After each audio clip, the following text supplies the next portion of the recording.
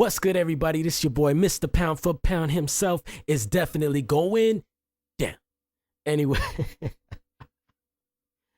Oh, hold up. That was funny. All right. I think I gained my faculties now. Anyway, it was going down, but just messed it up. It's all good. I'm talking about the post-fight. It's my post-fight right here for Sergio Martinez, Matthew Macklin. The fight that took place at the Madison Square Garden, New York, US of A. It went down.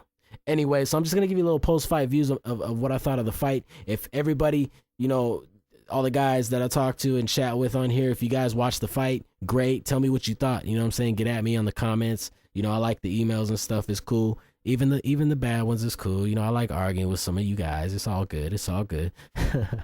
But yeah, get at me. Tell me what you thought of the fight. If you didn't see it, go and watch it. YouTube it, or find a homie that's got it. I don't know, but check it out. It was a cool fight. So we're gonna talk about Martinez. Obviously, he got the victory. We all saw it. If you did see it, we saw what happened. He got the victory. Matthew Macklin, game. I mean, that dude was game, wasn't he? He came to fight. He came to perform. You know what I'm saying? He didn't just come to lay down against a great fighter and cash a check. That dude came to bring it, and I like that. You know what I'm saying? I give Matthew Macklin all the credit in the world. He came to the the States, and with his dad there, and his fans, and fought a fight in which I don't know. All fighters think they're gonna win the fight, but then there's always a little doubt. You know what I'm saying? There's always a little doubt, and I'm pretty sure that Matthew Macklin believed he was gonna beat Sergio, but knew kind of, hey, I'm fighting one of the best pound for pound in the world here. And, he gave a good account of himself. I mean, the dude came to fight. And ironically, we all predicted, me as well as some of my friends and stuff, we all predicted, Sergio by knockout. I mean, we can't, Matthew Macklin, what has he really done? You know what I mean? So we all said knockout Sergio for sure. No doubt. Sergio's going to knock him out at whatever point in this fight, whenever he decides to. That wasn't really the case. And, the fight was actually pretty intense, and it was pretty tense. It was tensely intense, I guess you can say. For the most part, I felt that Sergio came out, looked good, and was a little uncertain of what to do. He struggled a little bit in my mind against Matthew Macklin.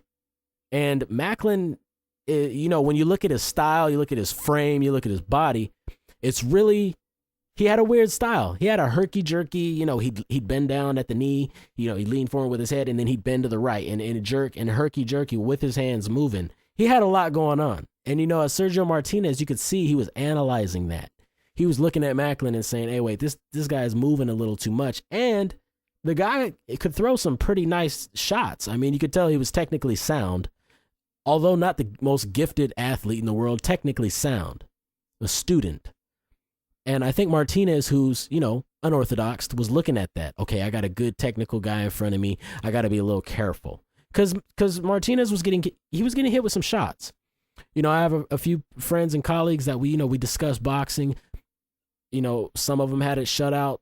Some of it had it close. I had it really close. I thought Macklin was getting a few rounds in those mid rounds. He was getting to Sergio and creating some problems. But it's a 12-round fight, and the art of boxing within 12 rounds is to figure out the puzzle, and the puzzle is how to beat the other guy. Matthew Macklin was a puzzle, and Sergio Martinez finished that puzzle, and he solved it. He might have struggled putting the pieces in one by one, but when it was all said and done after 12 rounds, the puzzle was complete, and that puzzle showed Matthew Macklin his corner throwing in the towel. So, hey, that was pretty poetic. God damn. Anyways, so yeah, it was a good performance for me. I thought it was a great performance for Sergio. If you really look at his record, I mean, he's been knocking guys out in the last 3 fights, late rounds. It was round 8 knockout against Jezernik, 11 against Barker, and I think Macklin was considered an 11th round referee stops fight type of a knockout. So it's obvious he has some kind of strategy. You know what I mean? Especially when he's fighting these bigger guys. He has a strategy. He's smart. He's a smart guy. Why go in there and bang it out with these bigger guys? I'm going to go in there and do what I got to do to break him down later. And if you look at the record, he has. So all praise to Sergio Martinez. Great fighter. I think he is on the pound for pound list for sure. Top 3. You know, you can fluctuate him in the top 3, but to have him, Max Kellerman, come on. Nonito Donaire at 3 and Martinez at 4.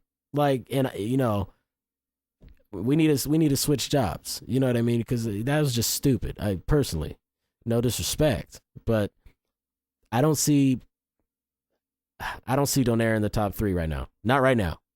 Maybe later in his career, we'll see what he does. But top 3 right now, that's kind of like the HBO commentators when they were blowing up Linares. You know, oh, this guy's the greatest thing I've seen since sliced bread. You know what I'm saying? Like, I'm like, man, come on. Emmanuel Stewart, you trained Tommy Hearns, dude. Really? And then Linares ends up getting blown out by DeMarco. Like, let's give Donaire some time to get tested before you put him at 3 pound for pound. And he's been tested, yeah. He's been in there with champions, had some good fights, but give him some more time. You know what I mean? I understand Pacquiao has the name and he's bringing up Filipino fighters, and it's great. I love Pacquiao. But, like, he doesn't need an heir. You know what I mean? He doesn't need a replacement. You know, I kind of feel that's what people are doing. They're giving Donaire all this praise as a replacement. But anyways, back off of that. Martinez is definitely in the top 3, and I don't care how you guys fluctuate him. He should be in your top 3. 1, 2, or 3. He could be anywhere in there.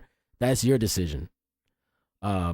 So, hey, it is what it is. For now, Sergio Martinez still reigns, you know, WBC Diamond Middleweight champion. I mean, he's really the 154-pound champion, legitly. I mean, he had to move up to 160 to get fights, and he, you know, right there, he's still proving his mettle. So Martinez has nothing but the high road right now. You know what I'm saying?